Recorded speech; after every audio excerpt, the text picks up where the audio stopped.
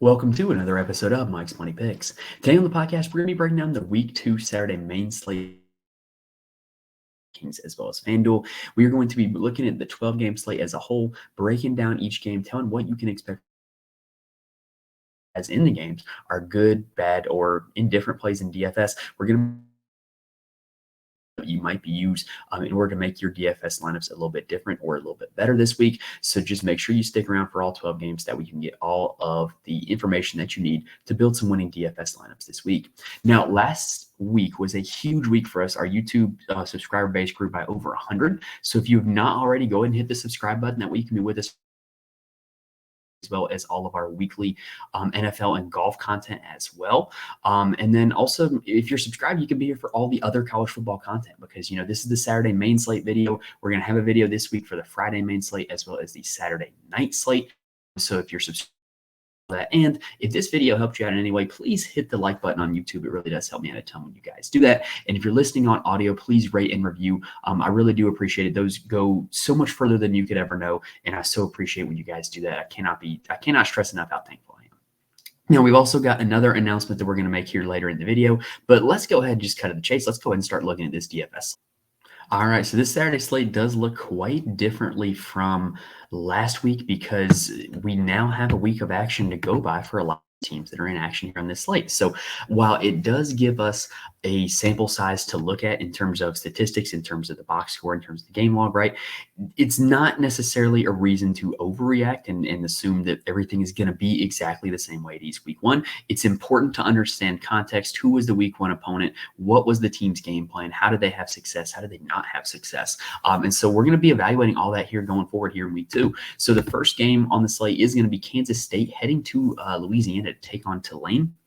Kansas State finds themselves as 9.5-point favorites in this game with a total of 48.5 points. So in other words, the projected score is about 29-19 in favor of Kansas State. If you're new here, I do not do the decimal points in terms of implied totals because you can't actually go out and score 29.25 points. So about 29-19 is your expected score. So Kansas State, an offense that's expected to score about 29 points, you can bet that a lot of it is going to be from Avery Johnson. So Avery Johnson, to me, feels like a chalky quarterback on this slate. He just checks a lot of boxes, and he's a very comfortable click. First off, he's only $7,500 on DraftKings. That's a very affordable price and will allow you to do a lot with the rest of your lineup. Second off, he's got a good matchup in Tulane with his team being expected to score about 29 points. And he's got a high ceiling because he's a mobile quarterback. He didn't really show it a lot against Tennessee Martin, but he had games last year where he had over 40 fantasy points just based off of rushing alone. So we know that he checks off a ton of boxes. I think that it is going to be a very high ownership week for Avery Johnson. I think he's a good play. I think that's the reason that he's going to be high ownership. Just know that going in. If you're going to be playing Avery Johnson, just know you're going to be playing a quarterback that is likely going to be highly owned. So here's what that means. If you're playing Avery Johnson, there's a lot of options that you can do with him. You can stack him. You can play him unstacked. You can make it a game stack. Let's talk about how you can do all that. So DJ Giddens is the running back here in this game. I think he could be used in a myriad of ways in your DFS lineups in relation to Avery Johnson. He can be used as a stack partner with Avery Johnson if you just think that, hey, this Kansas State run game is really going to be able to get going, or he's going to target the running back, which he does quite a lot. He targeted DJ Giddens 4 times in the first game against Tennessee Martin. You could also use DJ Giddens as leverage off of Avery Johnson if you play Giddens and not Johnson. You could also use him as a one-off piece in terms of the only one from this game that you want to get action to. But Giddens, I think, is the running back you want. Even though Dylan Edwards scored more fantasy points in week one, it was very touchdown-based. Giddens got to 19 fantasy points without scoring a touchdown. That is not very common. I think Giddens is the guy that you want in this backfield, and I think that it's going to continue to be that way. And I think he's at a very reasonable price tag at $6,600. Use him in a variety of ways in your lineup. At the wide receiver spot, look, this is an offense that isn't going to be super prolific throwing the ball because of Avery Johnson being a dual threat, really a running quarterback. And Jace Brown was the guy that got all the targets against Tennessee Martin, 7 targets to be exact. He's only $4,800, gives you a very cheap stacking partner if you would like to stack up Avery Johnson with a pass catcher. And look, from here, Garrett Oakley is the tight end that I had very high expectations for coming into the season. 3,800. I wouldn't mind taking a shot at him either. But these are pieces in this game that I probably would not play if I wasn't playing Avery Johnson, just because I don't really think that the upside is all that high. Or if they were to have a lot of upside, it would likely come with Avery Johnson putting up a ton of fantasy points because it means that he's throwing for a ton of yards. Now, on the Tulane side, this is not as good of an offense as Kansas State. Darian Mensah was surprisingly named the starting quarterback out of camp. He was quite efficient in their first game against Southeast Louisiana, but this is a big step up in competition. He's only $6,400, so he is kind of cheap on DraftKings. If you're looking to get super outside the box and go with a game stack in this game, maybe I get it, but I don't think you have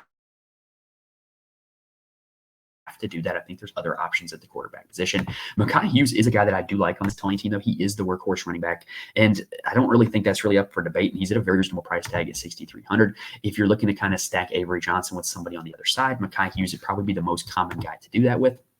Because at the wide receiver position, Tulane kind of has a little bit of a mess. They play a lot of guys, but the good news is that in week one of them emerged as the clear target earner in this offense, and it's going to be Mario Williams. He's a USC transfer. He can create big plays. He had a 68-yard touchdown in that game against Southeast Louisiana. Would be the wide receiver you want if you play anybody from this side. Alan Bauman, the tight end, also had double-digit fantasy points in that first game. I wouldn't mind going to him either. Now, game number 2 is going to be Arkansas taking on Oklahoma State. This is a juicy game environment. Oklahoma State is 7.5-point favorites. The total is 62.5 points, meaning the projected total is about 35 to 27 in favor of the Pokes. And this is the highest game total on the slate. So if you're looking to stack up one game, this would be the game to stack up. And the good news is that I think that these two offenses are very easy to stack. So I think that it's going to be a very common game stack. On the Arkansas side, they have mobile quarterback Taylor Green. And look, he's in a very similar situation to what we just talked about with Avery Johnson. He's a dual threat. He's at a reasonable price point. He's got a solid matchup. His team's expected to score 27 points. Check, check, check, check, check. And much like Avery Johnson, you don't have to stack him, or you don't have an expensive stacking option. So he's not going to eat up a ton of your salary. You can do a lot with the rest of your lineup. I think that Green and Johnson are probably going to be the two most popular quarterbacks on this slate. That is my intuition as of recording it Tuesday night. I might be wrong, but to me, they check a lot of boxes as really solid, really high floor and high ceiling quarterback plays at a reasonable price tag. So I think they're going to come in pretty highly owned. Now, the running back spot at Arkansas, I think DraftKings has got something wrong here. Jaquindon Jackson is the workhorse running back that you want in this Arkansas offense. He only had 8 carries in that game against Arkansas Pine Bluff, but they won that game 70-0. They did not need him. Jackson was the leading rusher at Utah last season. He knows what it means to carry the rock like 20-plus times in a game. It's a great game environment. If you're not going to play Taylor Green, I could definitely see myself getting some exposure to Jaquindon Jackson in some of my lineups. And then at the wide receiver spot, this is a mess for Arkansas, just an utter mess. 14 players caught a pass against Arkansas Pine Bluff, and their expected number 1 receiver, Andrew Armstrong, did not even play in that game. In fact, he's questionable for this game. If he plays, I do expect him to be their number 1 wide receiver. If he doesn't, you're looking at another mess, right? Now, when the starters were in, the top 3 receivers were Tyrone Broden, Isaac Tesla, and then the tight end Luke Has. If I were to play any of them, it would be Luke Has. He showed upside last year as a true freshman with multiple games over 20 fantasy points, and then he got hurt and his season ended. Now he's back. He was utilized in the offense early and often against Arkansas Pine Bluff. So $3,300, he would be the guy that I would be interested in if you're looking to stack up the Arkansas passing attack, which again, I don't think you have to do because Taylor Green is a mobile quarterback. On the Oklahoma State side, so this is like a tale of 2 stack situations, right? Because on the Arkansas side, you have Taylor Green, who has all of the reasons in the world not to stack him. He's mobile. He spreads the ball around a lot. There's no one clear dynamic receiving option. So there's all the argument in the world not to stack him. If you play Alan Bowman, you better stack him. Because first off, he's like 30 years old. He's like my age. And so he has no mobility in the pocket. He's not going to get you rushing yards. He has no rushing upside. And so if he's going to have a ceiling game, it is going to come from a lot of passing yards and a lot of passing touchdowns, which means there's going to be a lot of receivers catching passes and touchdowns. And the good news is with this Oklahoma State team is that their passing offense is so condensed. It's so easy to stack these guys. And I don't even think they have to be a part of the stack. I'm willing to play these guys as one-offs or two-offs or like a secondary stack as opposed to just playing them with Alan Bowman, right? So Brandon Presley, you had 9 targets in that game against not San Diego State, South Dakota State. 7 receptions, 35 yards, and a touchdown. He kind of got a lot of those slot targets that we're accustomed to seeing him get. Rashad Owens had 5 targets, caught a touchdown, 17 fantasy points in week 1. Deshaun Stribling, 8 targets, 83 yards, did not catch a touchdown in week 1. So between Presley, Owens, and Stribling, that's really the condensation of this Oklahoma State passing attack. If you're playing Bowman, I would be playing him with at least 2 of those guys, which probably would mean Presley and 1 of Owens or Stribling, if I'm being honest. And so really, and also because the passing offense is so condensed, there's a chance that 1 or 2 of these guys can hit value without Alan Bowman hitting value. So I think that these guys make a lot of sense with one-off plays as well if you're looking to get to this game and not play Alan Bowman at quarterback. Now, I kind of buried the lead here because when you talk about Oklahoma State, you have to talk about Ollie Gordon. So Ollie Gordon had 39 fantasy points against South Dakota State, and that's just another day at the office of Ollie Gordon. He pretty much had almost half the season last year, over 40 fantasy points. Great. He's one of the best players in college football. I think you can make an argument that he is the top super flex option on the slate. He's the most expensive player on the slate, but I think that you can make the option that by the time the slate's over Saturday night, Ollie Gordon is going to be the slate's highest scoring player. So he's a guy that if you can make him fit, absolutely should.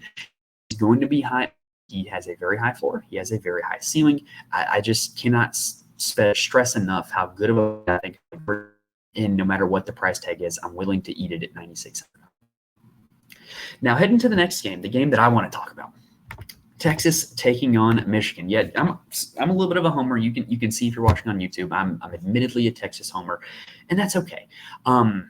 Texas has been my team since I was like 5 years old, so I'm going to continue to root for them. Sorry. Unfortunately, I'm not going to be able to get to watch the first half of this game. My daughter Ava is turning 1 this weekend, so we're having her birthday party, and it just so happened to get scheduled for Saturday at noon, and I did not have the foresight to give my wife another time. I didn't realize this game was going to be at noon, so it's going to be going on right at the start of this game, so I will be able to catch the ending of it, not the beginning. Going to be a little bit stressed in the back of my mind at this birthday party, knowing that this game's going on, but I do have confidence in my team after seeing how these 2 teams looked in week 1. Right now, Texas is 7.5-point favorites. The game has a total of 43.5, which means the projected score is about 25-18 in favor of Texas. Quinn Ewers is the highest priced quarterback on the slate, and look, nobody's going to play Quinn Ewers. So if you're looking for like a leverage situation, this could be it. Now, a little history lesson on DraftKings college football. So college football DFS started in 2014 on FanDuel. DraftKings, I believe, joined in on 2015. That was when I started playing on DraftKings. The NCAA killed it in 2016, and it was revived mid-season with very little fanfare in 2018. And so basically, since the revival in 2018, DraftKings has given what I have affectionately referred to as the Alabama discount, where when a quarterback or a wide receiver or running back was playing Alabama, they would get priced way down because Alabama had these notoriously good defenses, right? Over recent years, that has turned into the Georgia discount. Well, I thought there might be a Michigan discount for the Texas guys this week, but there is not. Quinn Ewers is still the highest priced quarterback on the slate. Nobody is going to play him. And it's a similar situation to last year. Nobody played him against Alabama, and he put up a lot of fantasy points in a very high leverage situation. I don't mind the play on paper because of the leverage. I think what Texas does aligns really well with what Michigan does well. So like Texas's offense has a very good offensive line, and they have receivers that are just really, really fast, and they run right by people. And I think that is a good matchup for what Michigan wants to do to you on defense. Defensively, Texas has a really good front 7. Their secondary is their weak point. They stopped the run. They did not let Ollie Gordon rush for 100 yards last year against them. And while a lot of that front 7 is gone, they just replaced him with more 4- and 5-star talent. And Michigan wants to run the football. Michigan's not a great passing team. So I think Texas's strengths really align well for what Michigan's going to bring them. So Quinn Ewers, all that to say, it would not shock me if Quinn Ewers had a 300-yard, 3-touchdown game. It like 2% owned on the DraftKings. However, the downside is because he is so expensive, he needs to give you that game if he's going to hit value, and it makes it very difficult for him to hit value when he has to have that game against what is still, admittedly, a very good defense. Now, at the running back position, I still think Jaden Blue is the guy you want.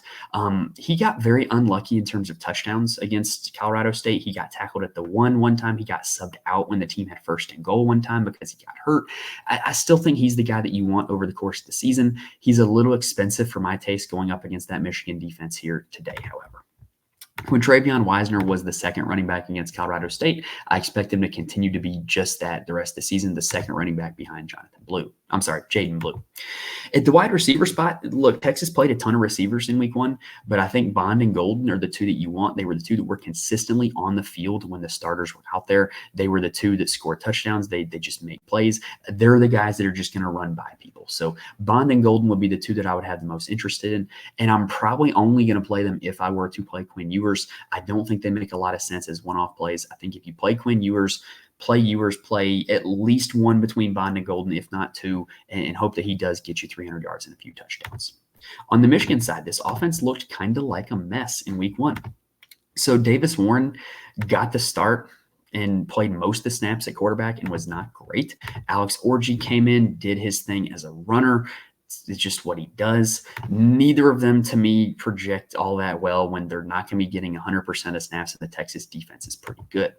The running back spot, Khalil Mullings was more effective than Donovan Edwards in the Fresno State game. He carried the ball more times than Donovan Edwards did, averaged more yards per carry, scored less fantasy points because he didn't get the touchdown. Look, they're both too expensive to play on this slate against this Texas defense, in my opinion. They're a pass. At the wide receiver spot, the only one that I would consider is Colston Loveland. Davis Warren seemed to really use him as his safety blanket.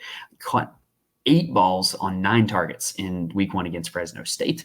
I think that he's probably the only guy that I'm willing to play until this passing game starts showing some more life here this week and maybe later on into the future. All right, that's going to do it for the first part of the episode. We're going to take a quick breather and move on to the next part of the games. Now, before we continue, I do want to mention that there is ways that you can get more information from me when it comes to college football DFS. First off, I'm recording this on Tuesday, so if there's anything that changes in terms of injury news or anything like that, I try to get my thoughts and my opinions out there on Twitter at Mike's Money Picks. I'm also more than happy to answer any individual questions that you might have if you just reach out to me. I'm here to help you guys the best I can with the knowledge that I have about college football. So just feel free to give me a follow, reach out to me on Twitter if there's anything I can help.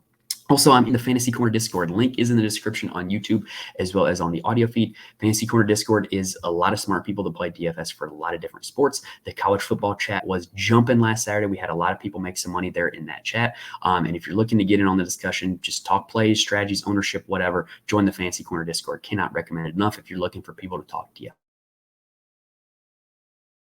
with.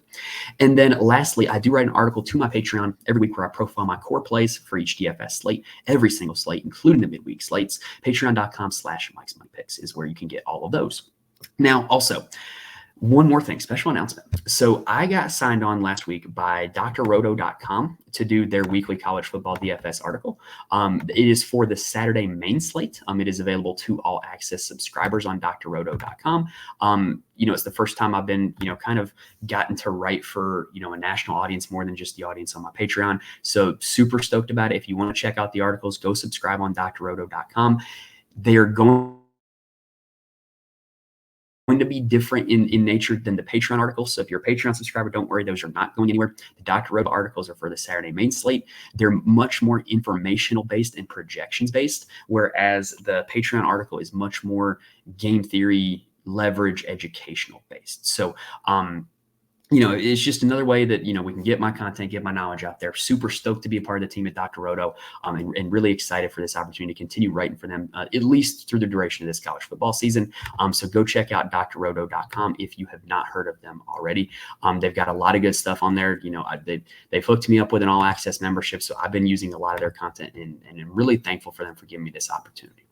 All right. So next up, let's move on to the next game on the slate, which is Pitt taking on Cincinnati. This is a pretty juicy game environment also. So right now, Cincinnati is 1.5 point favorites with a total of 59.5. Also, all these lines courtesy of FanDuel Sportsbook. So the projection is about 30-29 in favor of Cincinnati. This is the closest, highest spread game. So this is probably your shootout potential game, in my opinion. Pitt is an interesting team. So we think of the Pat Narduzzi Pitt Panthers as being just this ugly offense stuck in the 1970s.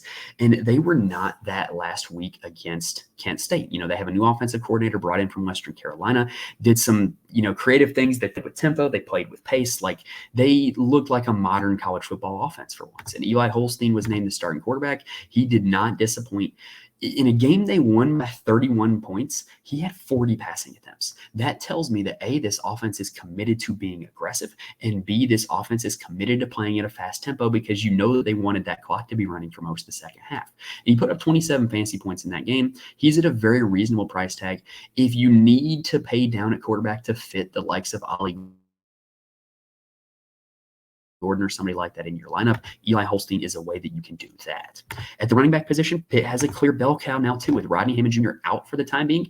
Desmond Reed is the bell cow back. He had 33 fantasy points in that first game. Now, he did have one return touchdown, so I don't think you can always count on that. I also don't think you can always count on the efficiency of 10 yards per carry that they had against Kent State, but he looked really good. He's going to be the guy in that backfield. $5,900 is not an unreasonable price tag to pay. So if you're not getting to Holstein, I think getting to Desmond Reed's a pretty solid idea, considering this is one of the best game environments on the slate. At the wide receiver position, by the way, for Desmond Reed also, I forgot this nugget. Cincinnati gave up 194 rushing yards to Towson. Towson scored 20 points on Cincinnati in week 1. Kent State scored 24 on Pitt in week 1. So these two defenses aren't exactly anything to write home about either. These are great matchups for everybody involved. Now, for the Pitt receiving corps, Mumfield was the guy that I was all over in week 1. I played a lot of him. He was not a disappointment at $4,800. He delivered 15 fantasy points. He was targeted 9 times in that game. The Pitt offense only used 5 receiving options pretty much, and they were all parts of the offense. They're all in between $4,000 and $5,000 on this slate. After Mumfield's 9 targets, Raphael Williams had 6. Kenny Johnson had 8. Sincere Lee, who was not a projected starter, ended up leading the team with 10. And then the tight end Gavin Bartholomew had 5. All 5 double-digit fantasy points in week 1. All 5 of them between 4,000 and 5,000 this week. All 5 of them accounted for 38 of Eli Holstein's 40 pass attempts in terms of the targets in week 1. So a passing offense where it's just 5 guys and they're all cheap, they're all playable, right? I still think Mumfield is the guy that you want long-term in this passing offense, but the fact that Lee got 10 targets makes me strongly consider him in second place. All right, now on the Cincinnati side, they have a dual threat quarterback in Brennan Sorsby, who was really good in week 1 against Towson, put up 38 fantasy points. He's got a lot of upside. I think he's a pretty solid play, even though he is a lot more expensive than Holstein. He's all the way up at $8,000. For the running back spot, they really didn't have a running back one in the Towson game. Pryor is the one that looks good on the game log, but it's just because he broke off one long 64-yard touchdown run. Corey Kiner is the guy that we expected to be the running back one heading into the season. I still expect him to be the running back one, just was not really needed against Towson. And so as the season continues, I do think that Corey Kiner would be a guy that we're going to want to look at. However, Kent State had no rushing success against Pitt. They averaged less than 1 yard per carry after you accounted for the sacks, which count for negative rushing yards in college football. It's a dumb stat rule. But it ended up being less than a yard per carry once stats were added to the rushing totals. So not exactly a great matchup for Kiner, but if he does show out as the RB1, he definitely has some upside. At the wide receiver spot, Cincinnati has a clear wide receiver one. It's Xavier Henderson. He was their wide receiver one last season. 7 catches, 100 yards, and a touchdown against Towson. Checks a lot of boxes. He's the guy you want in the receiving room. And really, after that, the only guy that I'm really certain about is their starting tight end, Joe Royer. I think that a lot of the other guys in this offense are going to be used as rotational pieces. Tyron Smith was a UTEP transfer who was supposed to be their wide receiver too, but I don't think he played in week 1. I can't find anything indicating that he was actually on the field. Don't know what's up with that. But Xavier Henderson, definitely the one option here in this wide receiver. Next up, we've got Bowling Green taking on Penn State.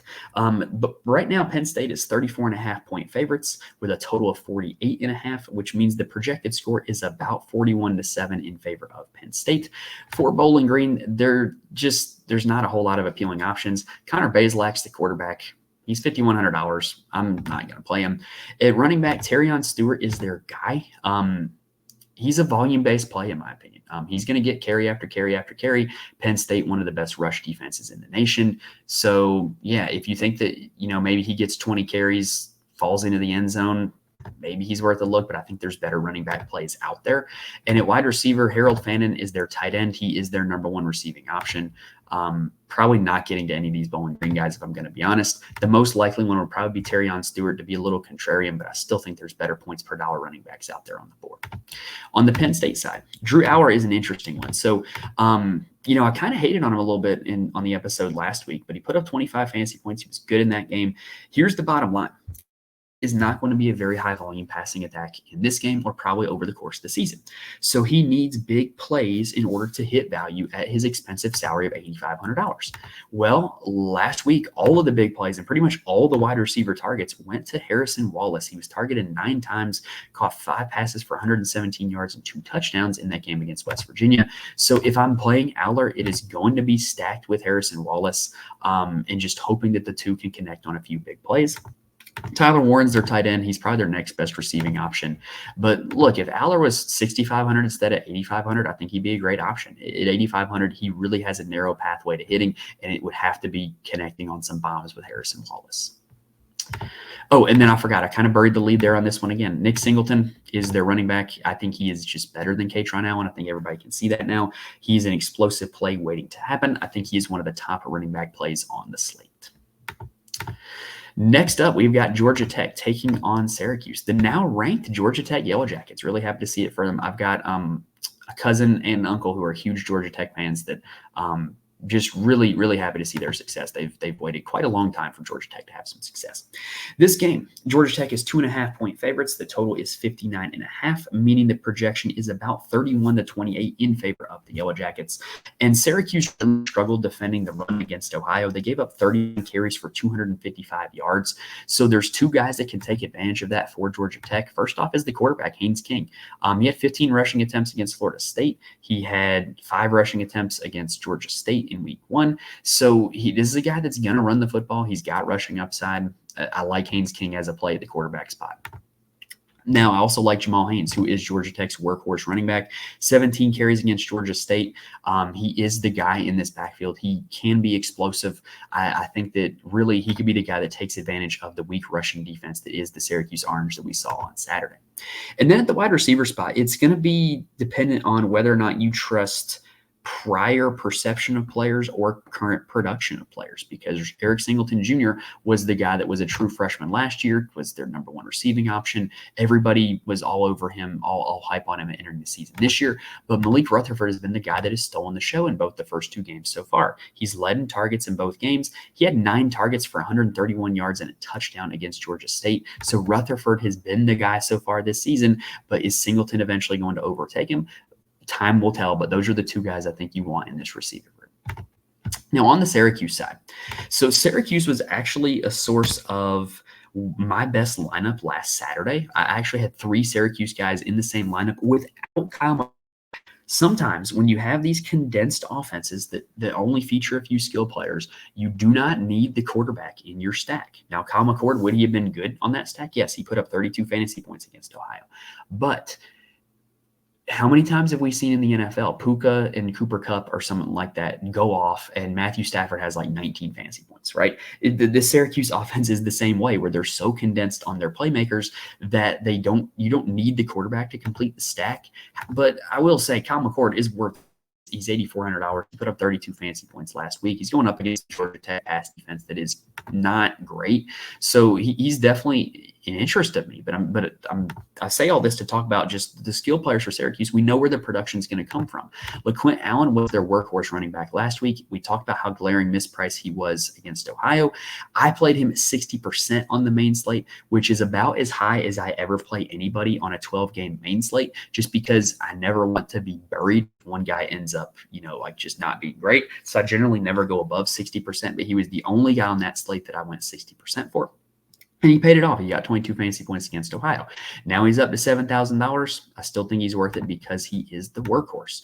And then at the wide receiver position, we talked about Arondé Gadsden being a mispriced at 3,500. Now, after a 12 target game against Ohio, he's still only $5,000. I still think he's very affordable. And then their second receiver, Trebor Pena, this was the guy that really made the lineup go. He was $3,000 minimum. It was announced a few days before the game that he was going to start on the depth chart. 32 fantasy points in that game, 3 total touchdowns. I don't think you can rely on that every week, but it's very clear that these are going to be the top 2 receiving options in the offense. And don't forget about Zeed Haynes, $4,300. He was targeted 5 times, caught 4 of them for 70 yards against Ohio. If he scored the touchdowns, we would be talking about him as one of the plays of the week, just like Trebor Pena was one of the plays of the week in week 1, right? So really with this Syracuse offense, this is another game that I think you're going to want some exposure to, and it's really obvious on Syracuse who it's going to be coming from. Gadsden, Pena, and Haynes, and then Allen at the running back position, and McCord at quarterback. I think this is a pretty easy offense to predict. This is a pretty easy offense to go get guys from in terms of a game stack when you're talking about a game stack with this Georgia Tech game. Next up, we've got Cal taking on Auburn. So this is a game that I kind of think you can avoid if you want to. Auburn is 13.5-point favorites. The total is 53.5, which means the projected total is about 33-20 in favor of Auburn. For Cal, Fernando Mendoza is going to be starting at quarterback. I don't think he's a great play. At running back, Jaden Ott is the workhorse. He is their guy. He's the best player on this team. He's dealing with some kind of injury or whatever, but I don't think there's any issues with him at all. Here's the problem, though. He's $9,100, and quite frankly, I would rather try to find $500 more to play Ollie Gordon than play Jaden Ott. Here's the good news. There's going to be a ton of leverage if you want to play him. Wow, I think Ollie Gordon is objectively a better play. Everybody else is going to think that as well, so Jaden Ott is going to come really low-owned and really high leverage over Ollie Gordon if it plays out how I think it's going to. Now, at the wide receiver position, I just think you can avoid this situation for Cal altogether. Neziah Hunter was their most productive guy in that game against UC Davis, but he's a freshman. I don't think he played a whole lot with all the starters. And Tobias Merriweather was supposed to be the guy. He did not catch a pass. Tron Grizel didn't do much of anything. The tight end Corey Dyches didn't do much of anything. I don't want any part of this passing offense. It's Jaden Ott or bust for Cal for me. On the Auburn side, Peyton Thorne has been in college for seemingly forever, and he had what I think, and I've been tracking Peyton Thorne for a while now, what I think is the best game of his college career from a fantasy perspective, 42 fantasy points against Alabama A&M. They won 73-3. That game should not have been played. And so basically, I don't think he's going to be able to do that again. He's getting priced up because of that performance. Probably a pass for me. At the running back position, Jarquez Hunter is their guy. He only had 4 carries in the Alabama A&M game. Look, they just didn't want to get any mileage on the car, right? So Jarquez Hunter they know their team's best player, not going to put any additional mileage on him. Very solid play at $6,500 in my opinion. At the wide receiver spot, Keandre Lambert-Smith, who was a Penn State transfer, looks to be the guy in this passing offense. 3 receptions, 80 yards, 2 touchdowns in that game. He is a big play guy. I kind of think if you want to get different, you want to get cute and play an Auburn stack, Thorne and Lambert-Smith would be the 2 that I would go with. The freshman Cam Coleman also looked pretty good in that game. 2 catches for 62 yards and a touchdown against Alabama A&M. Look, Auburn's projected to score 33 points. I don't think you just totally ignore him, but it's really hard for me to get hype about playing Peyton Thorne. Next up, we've got South Carolina taking on Kentucky. And this game, currently, Kentucky is 10.5-point favorites with a projected total of 42.5 points, meaning that the projected score is about 26-16 in favor of the Wildcats. Now, South Carolina completely underwhelmed against Old Dominion in week 1. Lenoris Sellers, the new quarterback, just did not look great. Now, he did carry the ball 22 times. He is a runner. That gives him a little bit of upside in this game, but man, it's hard to get excited after what they showed against Old Dominion. Their offense just did not look good. Now at the running back spot, maybe this would help Raheem, a.k.a. Rocket Sanders, right? He's only $5,200. He had 24 attempts in that game. He's going to get a ton of carries because they don't trust their quarterback to throw the ball. I don't think he's a bad option at $5,200. Even though they're underdogs, I don't think he's a bad option. At the wide receiver spot, look, they're a mess, right? Like Jared Brown, the transfer from Coastal Carolina, left that game early. I would have thought he would have been their wide receiver one. Gage Larvadain, a transfer from one of the MAC schools, I believe it was Miami, Ohio. He didn't catch a pass. Nick Harbor, the track star who is a cheat code on College Football 25, he did not catch a pass. Look, it's just a mess. If you're playing anybody from the South Carolina side, play Sellers unstacked or play Rocket Sanders as a one-off. On the Kentucky side, Brock Vandegrift, to me, has sneaky upside. He does have a little bit of mobility to him, 5 carries for 35 yards against Southern Miss. This is not going to be a high-volume passing attack, but $7,100 against a South Carolina team that looked awful, he's got to be under consideration, right?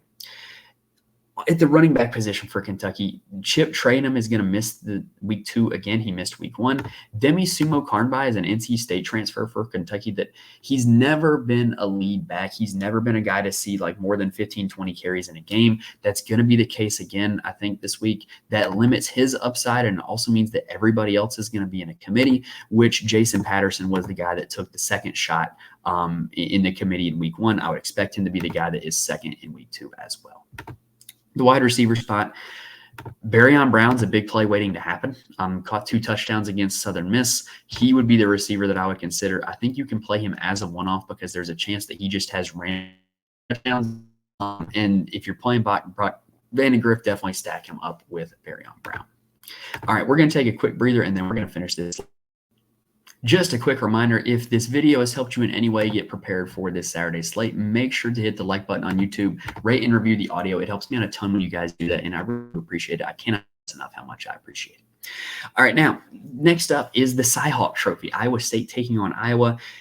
Iowa's 2.5-point favorites with a total of 35.5. Yes, you heard that right. This is significantly the lowest total on the slate. Iowa is projected to win 19-17. However, you do not have to full fade this game. You can if you want to, but you don't have to. I really think that the condensed offenses between these two teams and the knowledge of where the production is going to come from make it so that way these two teams have some playable pieces, even though the game environment is truly dreadful. Rocco Beck is not one of them, though. He's Iowa State's quarterback, hasn't had big games against them either the last 2 years. Last year he didn't play. 2 years ago it was Holton Deckers, who did not have a big game against him, but just not a lot of upside for me. I'd much rather play a quarterback like Eli Holstein, who's in a similar price range with a much better matchup. Abu Sama is Iowa State's running back. He's going to be the guy, but Iowa's a very tough run defense. Where I like this Iowa State team is the receivers. Higgins and Noel run this passing game. They're so condensed in their target tree that really these are the only 2 guys that consistently get targets, and they're the 2 guys that I think you would want to play, right? Noel is the guy that is going to get the nod from me. He generally gets more targets than Higgins, even though Higgins has a better pedigree. Higgins generally gets targeted deeper down the field. In a PPR format like we play on DraftKings, Noel is the more valuable piece. Last year against Iowa, he had 8 catches for 50 yards. 2 years ago, Xavier Hutchinson from Iowa State had 11 catches against Iowa. So really, Iowa State has gone to this dink and dunk strategy against Iowa, and I think that he might be worth a look at $5,200. He's certainly not worth just crossing off just because you see him going up against Iowa. By the way, before I talk about the Hawkeyes, shout out to my boy Cam in the Fantasy Corner Discord. Iowa fan, true and true. Very supportive of them and very helpful in getting some of these numbers about these 2 teams because he knows this rivalry, knows these 2 teams. So Cade McNamara is Iowa's quarterback. He was great in week 1. I don't necessarily think that's going to happen in week 2 against better competition, so he's probably a pass. At the running back spot, so Caleb Johnson is the guy that looks like he would be the running back 1 based off of the game log. He was the more effective player in week 1, putting up 28 fantasy points. But Kamari Moulton is the guy you want to carry State if he is able to continue to be to continue to get 19 carries in a game. I think he's going to end up scoring more fantasy points than 6.5.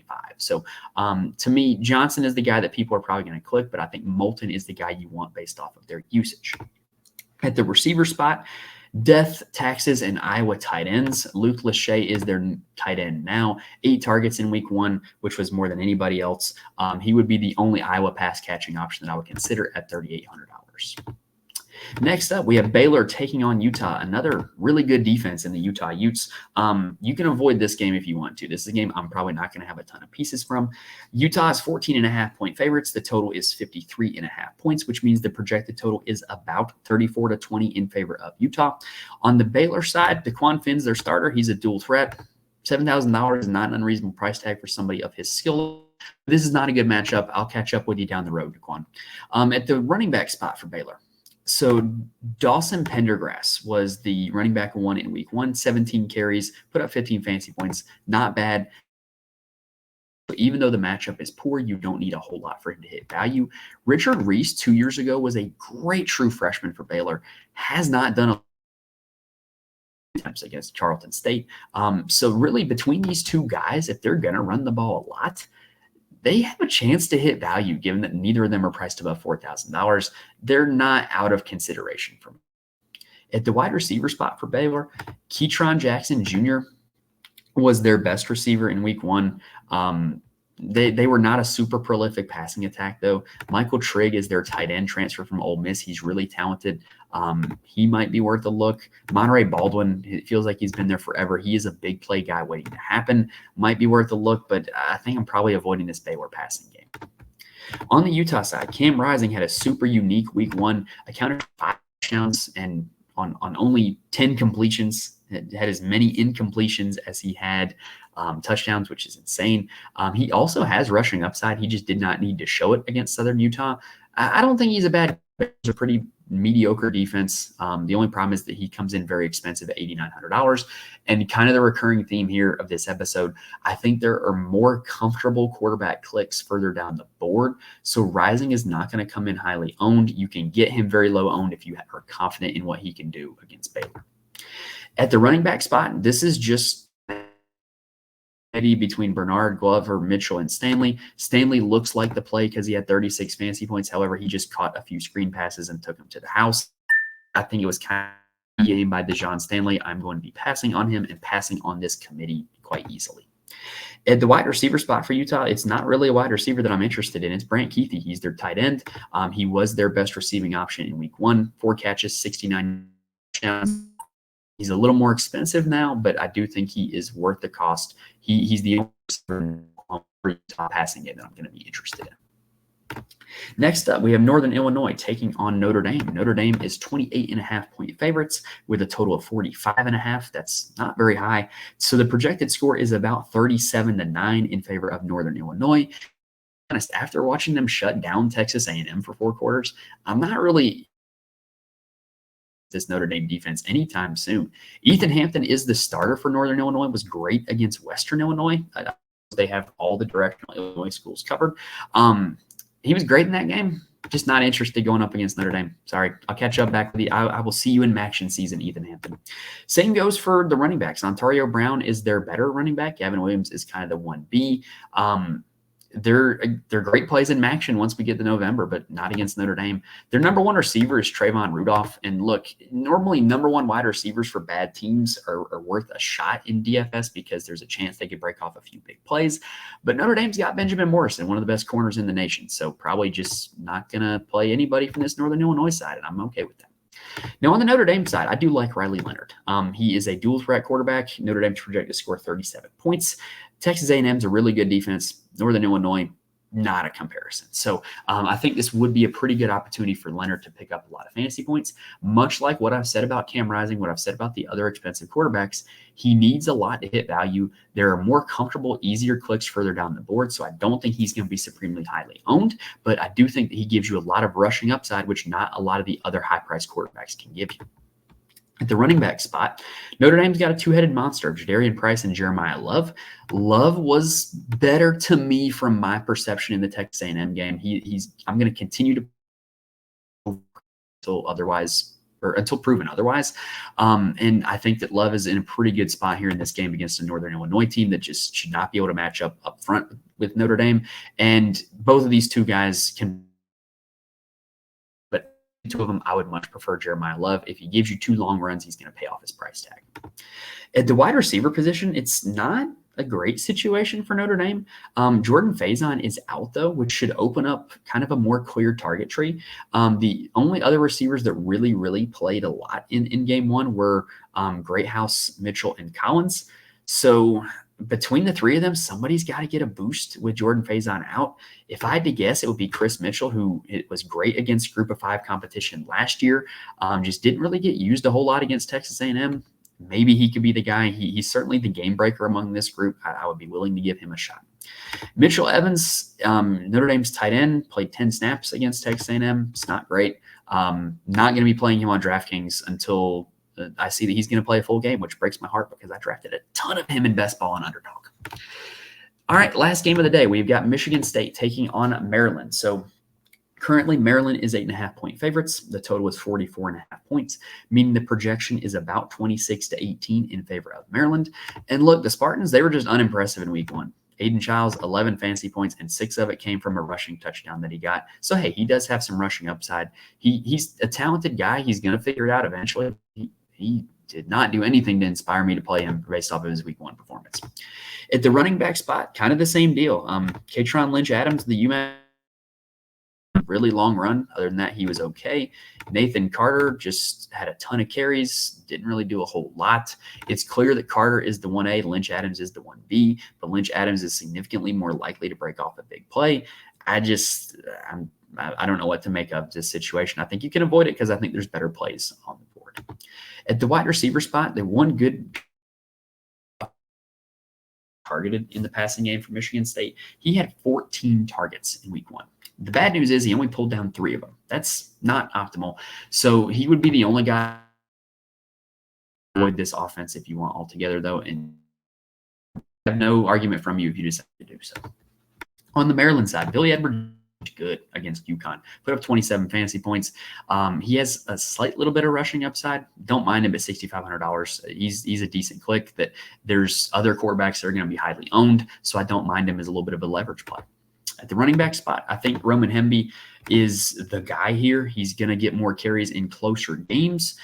So, with it being an 8.5-point spread in favor of the Terps, I think that's a pretty good environment for Roman Hemby to get some. I think it's a pretty good place. Then at the wide receiver spot, I have been banging the drum for Caden Prather being the most talented receiver in this receiver. I Felton looked the part against UConn. 7 catches, 178 yards, 2 touchdowns. He was great in that game. He very clearly had the trust of Billy Edwards Jr. was the most targeted receiver. Billy Edwards, and I do think he has enough upside to play as a one-off piece, not just a stacking partner. So before we go, I do want to just kind of real quick build like a sample is going to go and where you can go from there. So I do think that a chalky piece is going to be Taylon Green as the first quarterback. And then we're going to go ahead and put in Eli Holstein as the second quarterback. And here's the reason why, because I want to be able to get up to Ollie Gordon at running back. That helps out a lot. At the second running back position, where do I think the chalk is going to go? Where do I think the chalk is going to go? In LaQuint Allen again. And then the wide receiver spot, I do have to get cheap, but we've got the Pitt guys that can help. So let's go ahead and put in who scored the most? Johnson. The chalk generally goes with the guy that scored the most. And so then I've got 5,000 remaining for probably 2 receivers and a running back. I think that's a pretty good chalky build start right there. I can go Aronde Gadsden at $5,000 and still have $5,000 remaining for the last 2 plays, and that would be a lot to work with. So that is what I think the chalky build will be in week 1, is starting off with Taylon Green and Eli Holstein, which gives you enough salary to go pay all the way up for Ollie Gordon. So I think those are all good plays, but if you're playing GPPs, you're playing tournaments, you're going to want to look to get a little bit different off the chalk. You can't just play all of the chalky guys all of the time, because then you're never going to beat everybody. You're just going to be in the middle of the pack with everybody. All right, so that is going to do it here for this episode. Hopefully, we gave you guys all the information you need to build the best DFS lineups for Week 2, Saturday main slate of the college football DFS season. We went over every game, gave you guys the names of all the plays that you're going to need to know, gave you our quick thoughts on all of them. I try to keep these concise. This one's looking at about 48 minutes. That's not bad considering it was a 12-game slate, and we had some announcements in the middle of it. But that's all I got for today, guys. Reminder, if you do want more from me, head on, or follow me on Twitter at Mike's Money Picks. I would be more than happy to help you out on there. Join the discussion in the Fantasy Corner Discord. Great place to talk DFS with a lot of great minds. And then I've got my full weekly core articles on the Patreon, patreon.com/Mike's Money Picks. Those are for every slate. And then I'm doing the Saturday main slate article for Dr. Roto. So head on over to drroto.com and show them some support as well. And then lastly, it's a new season. So if you're looking to try something new DFS site, new player prop site, new sportsbook site, we're partnering with Sign Up Expert, and they do the best promo codes for new users. So head on over to signupexpert.com/Mike's Picks if you're looking to sign up for somewhere new this week. All right, that's going to do it for this episode, guys. I had a really good week 1, and I'm hoping you guys did as well. So I'm hoping that, we can go like Drake and go back to back here in week 2. Thank you guys for watching and listening to this point. Best of luck to you guys in week 2, and I will see you guys next time.